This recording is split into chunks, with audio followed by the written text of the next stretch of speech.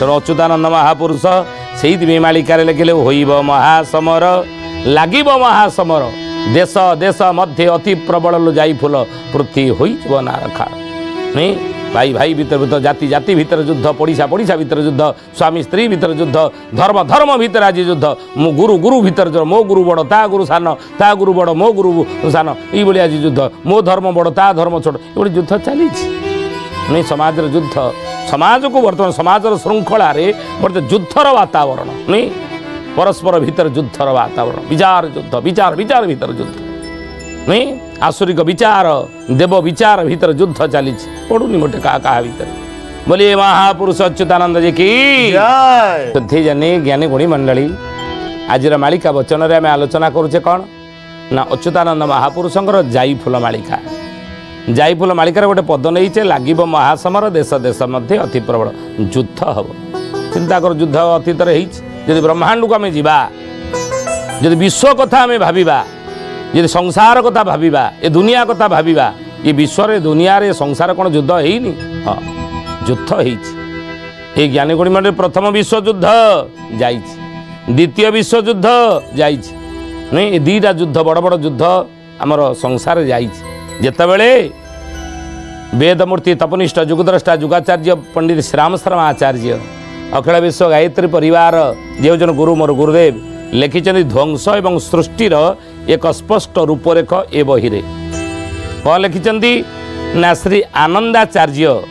बा सुरेंद्रनाथ बराड़ MA प्राक्तन अध्यापक कलिकता विश्वविद्यालय जनसमाज को 1914 बेलर संभाव्य प्रथम विश्वयुद्धर आगमन संपर्क में चेतावनी शुणी अवश्य सेतबले यही कथा को कई विश्वास कले ना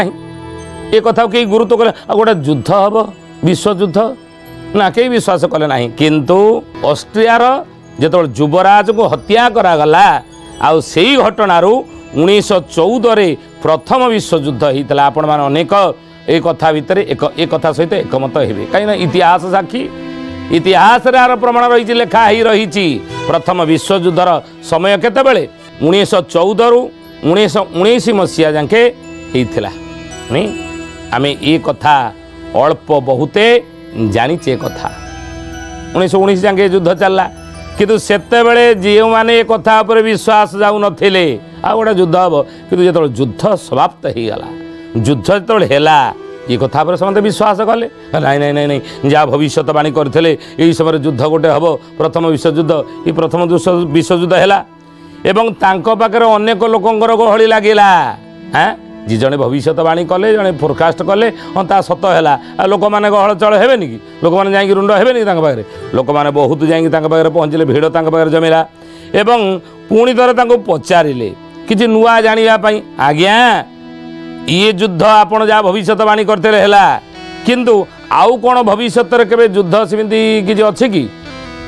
से पुणी कहले हाँ हाँ आउ गोटे विश्वयुद्ध आम समस्त अपेक्षा कर रही जहाँकि द्वितीय विश्वयुद्ध भाव आ द्वितीय विश्वयुद्ध भाव जो भविष्यवाणी से कले सेतेबेले किछि किछि लोक तांको कथा पर विश्वास कले नाई नाई प्रथम विश्वयुद्धर समय जहाँ कही ता सत है ये द्वितीय विश्वयुद्ध ये समय हम बोली जहाँ कहते आ निश्चित बोधे सत हम ना कौन आ द्वितीय विश्वयुद्ध से बतई कही समय 1945 मसीहा जाके ये चलला 1939 रु 1945 6 वर्ष युद्ध चलो एवं सेप्टेम्बर मासरे युद्ध आरंभ हो भविष्यवाणी करदे एवं ताहा मध्य सत है ये भविष्यवाणी सत है पाखे बहुत सांबादिक मानकर भिड़ जमिला आज्ञा आपणकर दीटा भविष्यवाणी सत होगला एथर आउ कौन आगू कि से भली भयंकर स्थिति युद्ध भली परिस्थिति किसी घटवार अच्छी कि घटनावली टी कहतु प्रथमे से नीरव रहिले हे ज्ञानी गुणी मंडली प्रथमे से नीरव रहिले किंतु जो बारंबार पचरा गला से उत्तर देले कहले ये तृतीय विश्वयुद्ध भाव में आउ गोटे युद्ध आम समस्त अपेक्षा कर रही किंतु ताहा एबे हेबो नाही केतेबेले हेबो से कहीदेले 1995 मसीहा पूर्व नुह से कथा को अच्युतानंद महापुरुष जाई फूल मालिकार लिखिले होइब महा समर देश देश मध्य अति प्रबल जाई फूल लो ପୃଥ୍ୱୀ ହୋଇ ଜୀବନାର ଖାର ଯାଇ ଫୁଲ ପୃଥ୍ୱୀ ହୋଇ ଜୀବନାର ଖାର ଯାଇ ଫୁଲ ହୋଇ ଜୀବନାର ଖାର ଯାଇ ଫୁଲ ହୋଇବ ମହାସମର ଦେଶ ଦେଶ ମଧ୍ୟରେ ଅତି ପ୍ରବଳ ଯାଇ ଫୁଲ लो ପୃଥ୍ୱୀ ହୋଇଯିବ ନାରଖାର। ये जो युद्ध हम तृतीय विश्वयुद्ध ए ज्ञानी गुणी मंडली शोधिजे 1995 पूर्वर हेब ना बोली से भविष्यवाणी जहाँ करते आ देखुना 1939 द्वितीय विश्वयुद्ध आरंभ हो 1945 जाके चलला 6 वर्ष किंतु 1945 रु ई पर्यंत तृतीय विश्वयुद्ध कौन ना दीटा विश्वयुद्ध जाइए ये तृतीय विश्वयुद्ध होनी कि तृतीय विश्वयुद्ध जहाँ भविष्यवाणी करते 95 पूर्व नुह ता ही नहीं आगो को हम महापुरुष अच्युतंकर मालिका जहाँ कहते कि पुराण कथा को आम जा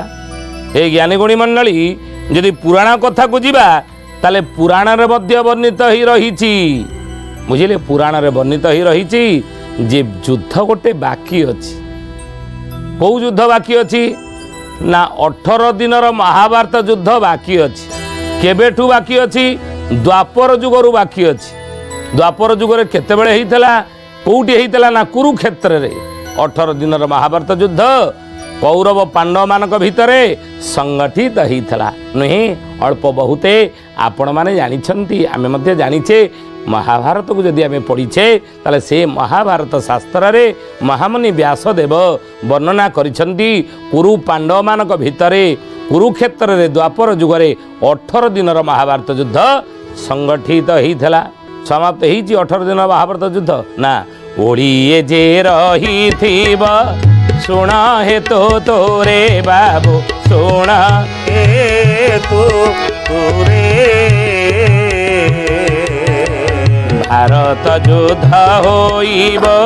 सेतिकी बेला रे बाबू सेतिकी बेला रे ओड़िए जे रही अमर जुमर संहिता अच्युतानंद महापुरुषंकर मालिकार नाम आम कहीदे अमर जुमर संहिता पढ़े ताद लिखा अच्छी ये कथा ये पदटी लिखाई 18 दिन महाभारत युद्ध द्वापर जुगर कुरुक्षेत्र सरीना कुरु पांडव मानक भितर भगवान कृष्ण 18 महाभारत युद्ध पर युधिष्ठिर को हस्तिना सिंहासन रे राजा कर द्वारिका आसी पहुँची गले रुक्मणी सत्यभामा जाम्बवती कालंदी भगवान कृष्णकर अष्ट पाटवंशी आपण जानी कथा पचारि देले हे गोविंद हे माधव आज आमे बहुत खुशी बहुत आनंदित ना कहीं ना अनेक दिन है आपण को श्रीमुख दर्शन आम पाई नथिलु नहीं कहीं ना आपण ये द्वारिकार नथिले आपण द्वारिका छाड़ी जाइथिले कुरुक्षेत्र महाभारत युद्ध रे जोग देबा पाई नहीं तेणु हे माधव हे कृष्ण आपण श्रीमुख दर्शन रु एते दिन आम वंचित रहिलु कि हे गोविंद आज आपण आमको धन्य करिछन आम आज बहुत खुशी आनंदित आपणकर श्रीमुख दर्शन आम करूँ कहीं ना आपण महाभारत युद्ध बोधे सारी आसी द्वारिका पहुँचते बोधे महाभारत युद्ध समाप्त हो जाए भगवान कृष्ण कहले हे रुक्मणी हे सत्यभामा हे जाम्बवती हे कालंदी महाभारत युद्ध सरीगला किए कहला ना आपण पुणी आसिले केमी द्वारिका पहुँचले बोधे युद्ध सरी जाइए ना हाँ अर्जुन रथरे मु सारथी छाड़ी आउ 18 दिन महाभारत युद्ध मु घोषणा करी हे बोली मुझी युद्धर अधिनायक थी आउ युद्ध समाप्त हो नाला मुझे आसता आज युद्ध सरीगला ना नाई नाई रुक्मणी युद्ध सरी ना युधिष्ठिर हस्तिना सिंह राजा हो बस चक्रवर्ती राजा कौरव मैंने 99 भाई सहित निपात होती विनाश जाइंट युद्ध मोटामोटी भाव समाप्त किंतु 18 दिन युद्ध सरी ना जो सरी ना पुणी आप आपण आसी पहुँचे ना युद्ध सरना मुझे पढ़ी आसिले कहीं युद्धर शेष घंटी बाजिगला आ युधिष्ठिर राजा होगा कौरव मैंने कहीं ना युद्ध विपक्ष कहीं ना युद्ध करने आओ बोलिए महापुरुष अच्युतानंद जी की आम आलोचना करुचे महापुरुष अच्युतानंदर जाईफुल मालिकार गोटे पद होइब महासमर देश देश मध्य अति प्रबल जाईफुल लो पृथ्वी होइजिब नारखार ई पदटी आम आलोचना करुचे।